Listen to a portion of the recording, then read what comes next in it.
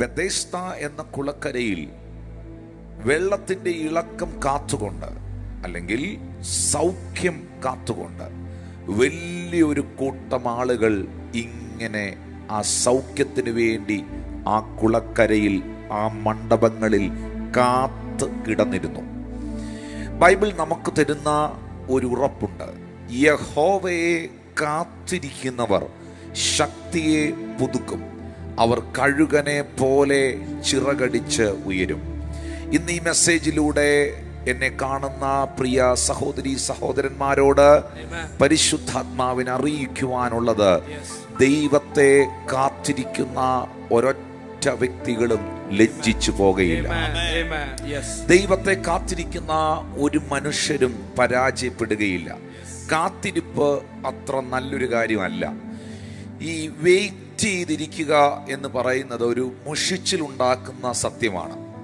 ഒരാളെ നിങ്ങളിങ്ങനെ വെയിറ്റ് ചെയ്തിരിക്കുന്നു, ഒരു വിഷയത്തിൻ്റെ മറുപടിക്കായി വെയിറ്റ് ചെയ്തിരിക്കുന്നു, ഒരാളുടെ മാനസാന്തരത്തിനായി നിങ്ങൾ വെയിറ്റ് ചെയ്തിരിക്കുന്നു, ഒരാളുടെ സൗഖ്യത്തിനായി നിങ്ങളിങ്ങനെ കാത്തിരിക്കുന്നു. കാത്തിരിപ്പുകൾ എപ്പോഴും മുഷിച്ചിലുകളും മുഷിപ്പും ഉണ്ടാക്കുന്നതാണ്. ഒരു ചെറിയ ഉദാഹരണം പറഞ്ഞാൽ, നിങ്ങളുടെ വീട്ടിലേക്ക് ഉച്ചയ്ക്ക് 1 മണിയാകുന്ന സമയത്ത് നിങ്ങൾ വളരെ സ്നേഹിക്കുന്ന ഒരു കുടുംബം വരുമെന്ന് അറിയിച്ചിരുന്നു.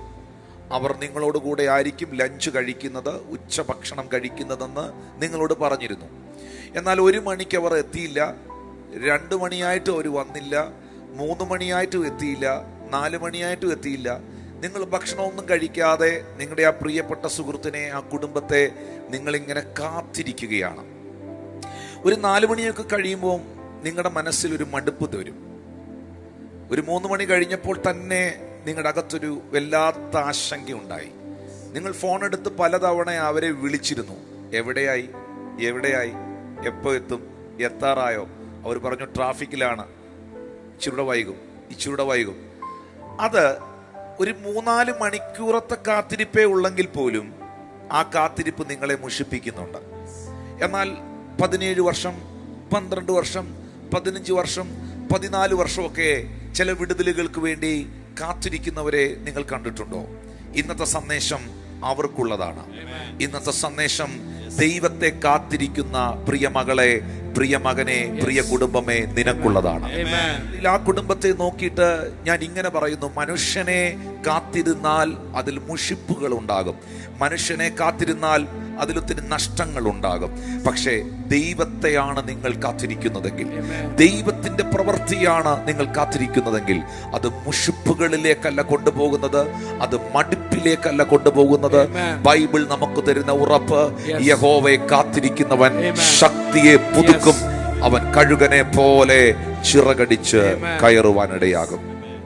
ഞാനൊരു സംഭവം നിങ്ങളുടെ മുൻപിലേക്ക് കൊണ്ടുവരികയാണ്. അത് മർക്കോസിന്റെ സുവിശേഷം 9-ാം അധ്യായത്തിലാണ്. മർക്കോസ് സുവിശേഷം 9-ാം അധ്യായത്തിന്റെ 23-ാമത്തെ വാക്യം: യേശു അവനോട്, നിന്നാൽ കഴിയുമെങ്കിൽ എന്നോ, വിശ്വസിക്കുന്നവന് സകലവും കഴിയും എന്ന് പറഞ്ഞു. യേശു കർത്താവ് ഇത് പറഞ്ഞത് ഒരു പിതാവിനോടാണ്.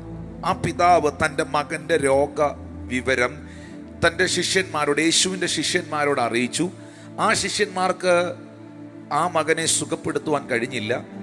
അപ്പോൾ ഈ പിതാവ് യേശു കർത്താവിൻ്റെ അടുക്കൽ വന്നിട്ട് പറഞ്ഞു, എൻ്റെ മകൻ ഇങ്ങനൊരു പ്രശ്നമുണ്ട്, ഊമനായ ഒരു ആത്മാവുണ്ട്. മർക്കോസ് സുവിശേഷം 9:17 ഗുരു, ഊമനായ ആത്മാവുള്ള എൻ്റെ മകനെ നിന്റെ അടുക്കൽ കൊണ്ടുവന്നു.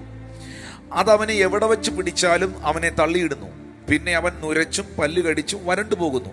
അതിനെ പുറത്താക്കേണ്ടതിന് ഞാൻ നിന്റെ ശിഷ്യന്മാരോട് പറഞ്ഞിട്ട് അവർക്ക് കഴിഞ്ഞില്ല എന്ന് പറഞ്ഞു. എന്ന് വെച്ചാൽ ഇത്രയേ ഉള്ളൂ: ഞങ്ങൾ പലതവണ പ്രാർത്ഥിച്ചു, പലതവണ നിന്റെ ശിഷ്യന്മാർ എൻ്റെ കുഞ്ഞിൻ്റെ മേളിൽ കൈവച്ച് പ്രാർത്ഥിച്ചു, പക്ഷേ ഞാൻ പ്രതീക്ഷിച്ച ഒരു ഡെലിവറൻസും ഉണ്ടായില്ല, ഒരു വിടുതലും ഉണ്ടായില്ല. നമുക്കറിയാം, ആ സമയത്ത് യേശു കർത്താവും പത്രോസും യാക്കോബും യോഹന്നാനും ഒരു ഉയർന്ന മലയിൽ പ്രാർത്ഥിക്കുവാൻ പോയിരിക്കുകയായിരുന്നു. അവിടെ വെച്ചാണ് മോശയും ഏലിയാവും പ്രത്യക്ഷമാകുന്നത്. ആ പ്രാർത്ഥന കഴിഞ്ഞ് പത്രോസിനെയും യാക്കോബിനെയും യോഹന്നാനെയും കൂട്ടി യേശു താഴ്വരയിലെത്തുന്നു. ആ താഴ്വരയിൽ വന്നു കഴിയുമ്പോഴാണ് വലിയൊരു കൂട്ടം ആളുകൾ അവിടെ നിന്ന് വലിയ ബഹളം നടക്കുന്നു. ഈ 9 ശിഷ്യന്മാരെ അവിടെ നിർത്തിയിട്ടാണ് യേശു കടന്നുപോയത്. ആ ശിഷ്യന്മാർ യേശു കർത്താവിൻ്റെ കൂടെ നിന്നവർ, ഈ നമ്മുടെയൊക്കെ നാടൻ ഭാഷയിൽ ഒരു ചൊല്ലുണ്ടല്ലോ, മുല്ലപ്പൂമ്പൊടി ഏറ്റുകിടക്കും കല്ലിനും ഉണ്ടാകും ആ സൗരഭ്യമെന്ന്, ജ്ഞാനിയുടെ കൂടെ നടക്ക എന്നാൽ നീയും ജ്ഞാനിയാകും എന്ന് വേദപുസ്തകത്തിൽ എഴുതിയിട്ടുണ്ടല്ലോ. അപ്പോൾ യേശുവിനെ കൊണ്ട് പ്രാർത്ഥിപ്പിക്കാനാണ് ഈ പിതാവ് മോനെയും കൊണ്ട് വന്നത്. പക്ഷെ യേശു അവിടെ ഇല്ലായിരുന്നു ആ സമയത്ത്. യേശുവിനെ കൊണ്ട് പ്രാർത്ഥിപ്പിക്കാൻ പറ്റാത്ത കാരണം കൊണ്ടാണ്, യേശു അവിടെ ഇല്ലാതിരുന്നത് കൊണ്ടാണ് ശിഷ്യന്മാരെയും കൊണ്ട് ഈ പിതാവ് പ്രാർത്ഥിപ്പിച്ചത്. പക്ഷെ ആ പിതാവ് പറയുന്നുണ്ട്, അവർ പലതവണ പ്രാർത്ഥിച്ചു, പക്ഷേ അതിനകത്ത് മറുപടി ഉണ്ടായില്ല, വിടുതൽ നടന്നില്ല. ശരിക്കും പറഞ്ഞാൽ ഇങ്ങനൊരു സാഹചര്യത്തിൽ മടുപ്പ് വരാം. ശരിക്കും പ്രാർത്ഥിക്കുന്ന വിഷയങ്ങളിൽ മറുപടി കിട്ടാതെ ഇരിക്കുമ്പോൾ, പ്രാർത്ഥിച്ച വിഷയങ്ങളിൽ ഒരു റിസൾട്ട് കാണാതെ ഇരിക്കുമ്പോൾ മടുപ്പ് സ്വാഭാവികമായും മനസ്സിലുണ്ടാകാം. പക്ഷെ നിങ്ങൾ ഈ പിതാവിനെ ഒന്ന് ശ്രദ്ധിക്കണം. നിങ്ങൾക്കൊരു നല്ല മാതൃകയാണ് ഈ സഹോദരന്റെ, ഈ മകന്റെ പിതാവെന്ന് പറയുന്നത്. 14 മുതലുള്ള വാക്യം ഒന്ന് ശ്രദ്ധിക്കാം, ഒന്ന് വായിച്ചേ പാസ്റ്റേ. അവൻ ശിഷ്യന്മാരുടെ അടുക്കൽ വന്നപ്പോൾ വലിയ പുരുഷാരം അവരെ ചുറ്റി നിൽക്കുന്നതും ശാസ്ത്രിമാർ അവരോട് തർക്കിക്കുന്നതും കണ്ടു. അപ്പം യേശു കർത്താവ് മടങ്ങി വന്നപ്പോൾ കണ്ട കാഴ്ചയാണിത്. അതുകൊണ്ടാണ് ഞാൻ പറഞ്ഞത്, ഈ വാക്യം വായിപ്പിച്ചാലേ നിങ്ങൾക്ക് മനസ്സിലാവത്തുള്ളൂ.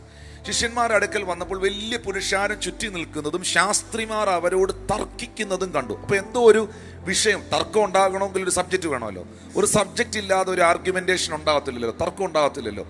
15-ാമത്തെ വാക്യത്തിലേക്ക് നോക്കുമ്പോൾ പുരുഷാരം യേശുവിനെ, അവനെ കണ്ട ഉടനെ എന്ന് പറയുന്നത് യേശുവിനെ കണ്ട ഉടനെ ഭ്രമിച്ച് ഓടി വന്ന് അവനെ വന്ദിച്ചു.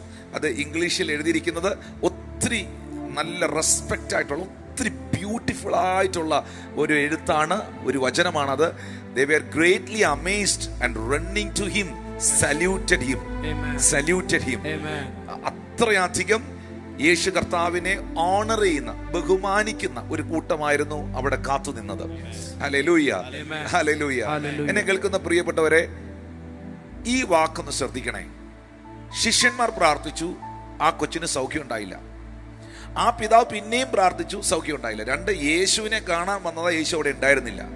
മടുപ്പുണ്ടാകാം, സാഹചര്യങ്ങൾ കൊണ്ട് തിരിച്ചു പോകേണ്ടതാണ്, കൊച്ചിനെ വിളിച്ചുകൊണ്ട് ഈ വഴക്കിൻ്റെ ഇടയിൽ നിന്ന് പോകേണ്ടതാണ്, വിടുതൽ കിട്ടിയില്ല എന്ന് പറഞ്ഞ് വരാതിരിക്കേണ്ടതാണ്. പക്ഷെ ഞാൻ അവിടെ കണ്ട കാഴ്ച ഇതൊന്നുമല്ല. ഞാൻ അവിടെ കാണുന്ന കാഴ്ച, ശിഷ്യന്മാർ പ്രാർത്ഥിച്ചിട്ട് നടക്കാതെ വന്നിട്ടും, സൗഖ്യം ഉണ്ടാകാതെ വന്നിട്ടും, ഈ പിതാവ് പ്രാർത്ഥിച്ചിട്ട് അതിന് മറുപടി കിട്ടാതെ വന്നിട്ടും, യേശുവിനെ ആ സമയത്ത് കാണാനോ പ്രാർത്ഥിപ്പിക്കാനോ കഴിയാതിരുന്നിട്ടും ഈ പിതാവ് പിണങ്ങിപ്പോയില്ല, മനസ്സ് മടുത്തുപോയില്ല. അവിടെ തന്നെ യേശു വരുന്നത് വരെ കാത്തുനിന്നു, യേശു വരുന്നത് വരെ വെയിറ്റ് ചെയ്തു. ഞാൻ ഇങ്ങനെ നിങ്ങളോട് പറയട്ടെ, നിങ്ങൾ മനുഷ്യനെ വെയിറ്റ് ചെയ്താൽ ലജ്ജിച്ചു പോകാൻ, മനുഷ്യൻ തരുന്ന എന്തെങ്കിലും ആണ് നിങ്ങൾ വെയിറ്റ് ചെയ്തിരിക്കുന്നെങ്കിൽ ചിലപ്പോൾ നടന്നെന്ന് വരത്തില്ല. പക്ഷെ ദൈവത്തെയാണ് നിങ്ങൾ വെയിറ്റ് ചെയ്യുന്നതെങ്കിൽ, ദൈവത്തിൽ നിന്നുള്ളതാണ് നിങ്ങൾ വെയിറ്റ് ചെയ്യുന്നതെങ്കിൽ, നിങ്ങൾ ഒരിക്കലും ലജ്ജിക്കേണ്ടി വരത്തില്ല. ഉറപ്പായിട്ടും നിങ്ങൾക്ക് ആ മറുപടി കിട്ടിയിരിക്കും. അതുകൊണ്ട് വിടുതൽ കിട്ടിയില്ല എന്ന് കരുതി, പ്രാർത്ഥിച്ചത് നടന്നില്ല എന്ന് കരുതി, ആ വ്യക്തി മാനസാന്തരപ്പെട്ടില്ല എന്ന് കരുതി പ്രാർത്ഥന നിർത്തരുത്. നിന്റെ ഭർത്താവ് ഇതുവരെ മാനസാന്തരപ്പെട്ടില്ല, അദ്ദേഹത്തിന്റെ ദുർസ്വഭാവം നിർത്തിയില്ല എന്ന് കരുതി പ്രാർത്ഥന നിർത്തരുത്. ജോലി കിട്ടിയില്ല എന്ന് കരുതി പ്രാർത്ഥന നിർത്തരുത്. സൗഖ്യമായില്ല, കുറെ പ്രാർത്ഥിച്ചിട്ട് ഒന്നും നടന്നില്ല എന്ന് കരുതി പ്രാർത്ഥന നിർത്തരുത്. ലജ്ജ കൂടാതെ മുട്ടിക്ക നിമിത്തം അവൻ എഴുന്നേറ്റ് വന്ന ധാരാളം കൊടുത്തു എന്ന് എഴുതിയിരിക്കുന്നത് പോലെ നിങ്ങൾ നിശ്ചയമായിട്ടും ഒന്ന് വെയിറ്റ് ചെയ്താൽ ആ വെയിറ്റിംഗ് പീരീഡ് ഒരിക്കലും വേസ്റ്റ് ആകത്തില്ല. ഹല്ലേലൂയ. ഈ മെസ്സേജ് കാണുന്ന എന്റെ പ്രിയ സഹോദരങ്ങളോട് പറയുന്നു, ദൈവത്തെ നിങ്ങൾ വെയിറ്റ് ചെയ്തിരിക്കുന്ന, ദൈവപ്രവർത്തികളെ വെയിറ്റ് ചെയ്തിരിക്കുന്ന ഈ വെയിറ്റിംഗ് പീരീഡ് ഉണ്ടല്ലോ, ഒരിക്കലും വേസ്റ്റ് ആകത്തില്ല. ഈ 2025 ആ വിഷയങ്ങൾക്കകത്ത് നിങ്ങൾ മറുപടി കാണുവാനിടയാകും. ഈ പിതാവേശുവിനെ കാത്തു നിന്നതുപോലെ, പിണങ്ങിപ്പോകാതെ, മനസ്സ് മടിച്ച് തിരിച്ചു പോകാതെ കാത്തു നിന്നതുപോലെ നിങ്ങൾ കർത്താവിനെ വെയിറ്റ് ചെയ്താൽ ഒരത്ഭുതം ദൈവം നിങ്ങൾക്ക് വേണ്ടി ചെയ്യുവാനിടയാകും.